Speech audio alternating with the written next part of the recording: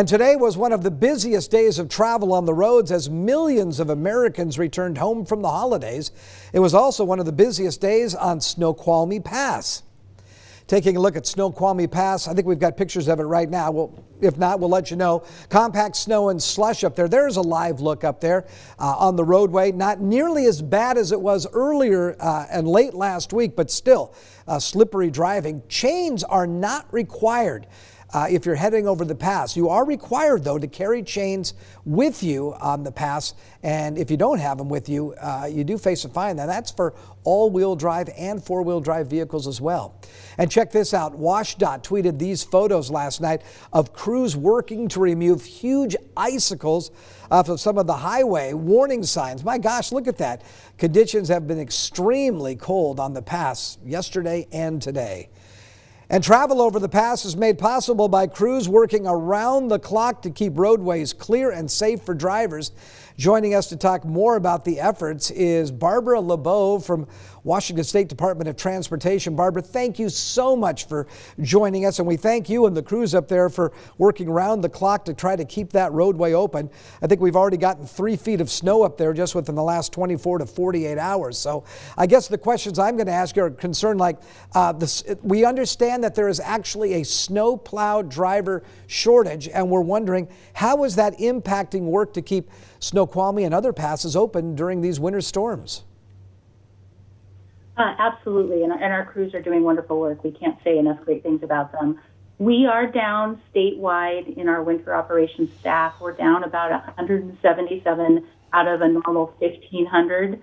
But for the passes especially, we've been able to shift crews from other areas to help us focus on the pass and keep the passes open. And we've had really great luck with doing that, and then also with the public doing their part and being prepared and going slow, and as you mentioned, carrying chains. And when we are messaging to put chains on, please stop and put the chains on. That's to keep traffic moving and to keep everyone safe. So it's kind of a catch-22 here. We come out of an excessive drought, so we need the snow in the mountains, and we're certainly getting it. As a matter of fact, can you speak to the near record-breaking snowfall that's already happened up at Snoqualmie so far this season? And are there any avalanche risks associated with this snow right now? So avalanche risk is something that we keep a very close eye on. We have avalanche crews that monitor that both on Stevens and Snoqualmie Pass. And we have done some avalanche work on both of those. We do that overnight when we can shut the road down a little more easier and force the snow down. So they're keeping a close eye on that. But right now we don't anticipate any avalanche work, and it's more just keeping the pass open and, like I said, keeping traffic moving and making sure the public stays informed and is prepared for winter conditions whenever you're driving over the pass in the winter.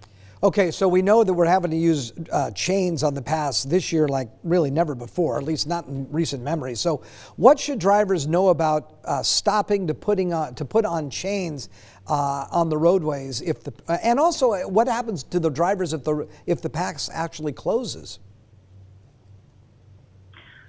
So the number one tip for chains is practice putting them on in your driveway or your garage before you ever head out. You want to make sure you know how to use them and you're comfortable. You do not want to try to learn how to do that on the side of the interstate when it might be snowy and cold. The other tip is we have designated chain up areas, and please use those. We have seen at times people stopping in other parts and just trying to install them on the side of the road, and that's really not a safe practice to do just because you have active traffic moving very close to you. So, those are the main things. And again, we really can't stress when we're asking you to put chains on, and we do that every winter, various times depending on conditions. It's so that we can keep everyone safe and keep traffic moving. Requiring chains is a way for us to keep the pass open, where the other option would be we would have to shut the pass down, and we know that's very disruptive to everyone's plans.